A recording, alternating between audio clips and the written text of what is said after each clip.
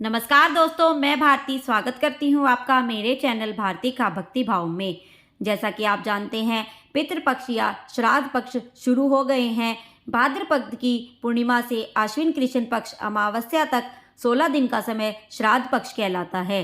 शास्त्रों में देव कार्य से पूर्व पितृ कार्य करने का निर्देश दिया गया है। श्राद्ध करने से न केवल पितृ ही तृप्त होते हैं, अपितु समस्त वनस्पति भी तृप्त हो जाती हैं। श्राद्ध करने वाले का सांसारिक जीवन सुखमय बनता है तथा मोक्ष की प्राप्ति होती है। ऐसी मान्यता है कि श्राद्ध न करने से पितृ क्षुधा से ग्रस्त होकर अपने सगे संबंधियों को कष्ट व श्राप देते हैं। पितृपक्ष में पितरों को प्रसन्न करने के लिए श्राद्ध की तिथि पर ब्राह्मणों को भोजन करवाया जाता है। देखिए, बहुत से लोग कहते हैं कि मंदिर या अनाथालय में भोजन पुचवा दो, इतना ही काफ़ी है, इससे ही पितृ प्रसन्न हो जाते हैं, जो सर्वथा गलत है। शास्त्रों के अनुसार श्राद्ध वाले दिन पितृ साक्षात आपके घर में ब्राह्मण के रूप में भोजन ग्रहण करने आते हैं। उन्हें इस दिन का पूरे वर्ष बहुत ही बेसब्री से इंतजार रहता है और जब वे देखते हैं उन्हें घर में भोजन नहीं दिया जा रहा तो वे कष्ट का अनुभव करते हैं। शास्त्रों के अनुसार श्राद्ध वाले दिन पितृ स्वयं ब्राह्मण के रूप में उपस्थित होकर भोजन ग्रहण करते हैं, इसलिए ब्राह्मण भोजन कराना चाहिए। इससे पितृ प्रसन्न होते हैं और रक्षा कवच की तरह परिवार को सुरक्षित रखते हैं। मान्यता यह है कि ब्राह्मण के मुख के द्वारा ही देवता हव्य और पितृ कव्य ग्रहण करते हैं। अतः ब्राह्मणों द्वारा किया गया भोजन सीधा पितरों तक पहुंचता है और उनकी आत्मा संतुष्ट होती है। ब्राह्मणों के साथ वायु रूप में पितृ महाराज स्थित होकर भोजन ग्रहण करते हैं। इसलिए श्राद्ध के दिन ब्राह्मण भोजन से बढ़कर कोई भी कल्याणकारी कार्य नहीं बताया गया है और वंश वृद्धि के लिए पितरों की आराधना ही एकमात्र उपाय है।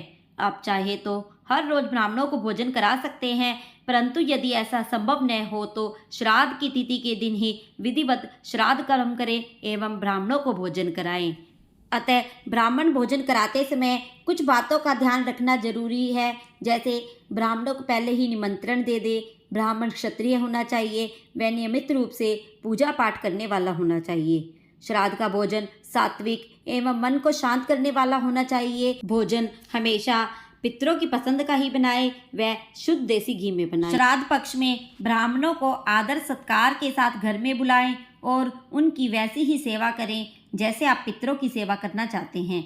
भोजन के लिए ब्राह्मण को दक्षिण दिशा की ओर मुख करके आसन पर बैठाएं, क्योंकि दक्षिण दिशा यम की दिशा मानी जाती है और इसी दिशा से पितर आते जाते रहते हैं। इसके बाद उन्हें पितरों की पसंद का भोजन कराएं व यथाशक्ति दान दक्षिणा देकर संतुष्ट करें व आदर सत्कार के साथ द्वार तक छोड़कर आएं। ब्राह्मण भोजन के लिए शुद्ध व साफ बर्तनों का ही प्रयोग करें, प्लास्टिक के बर्तनों का उपयोग ना करें। भोजन में खीर व मिष्ठान जरूर देवें व तामसिक वस्तुओं का प्रयोग न करें, ना ही बासी भोजन परोसें।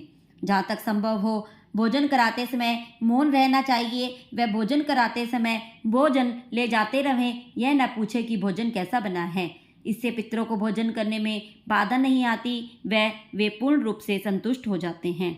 श्राद्ध पक्ष में पंचग्रास का विशेष महत्व होता है, जिन्हें पंचबली भी कहा जाता है, ये जरूर निकालें।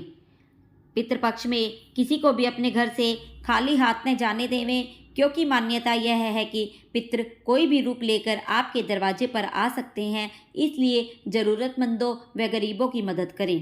पितृपक्ष में हर रोज़ पितृ अपने परिजनों के यहाँ आते हैं।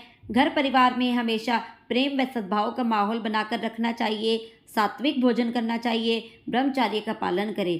पितृ आपके घर यमलोक से आते हैं, अतः इन सब बातों से वे प्रसन्न होते हैं कि उनके घर वाले आज भी उनको याद करते हैं। बस इन बातों का ध्यान रखकर आप अपने पितरों को प्रसन्न कर सकते हैं। आज की वीडियो में बस इतना ही। अगर वीडियो पसंद आई है तो please like, share and subscribe. धन्यवाद।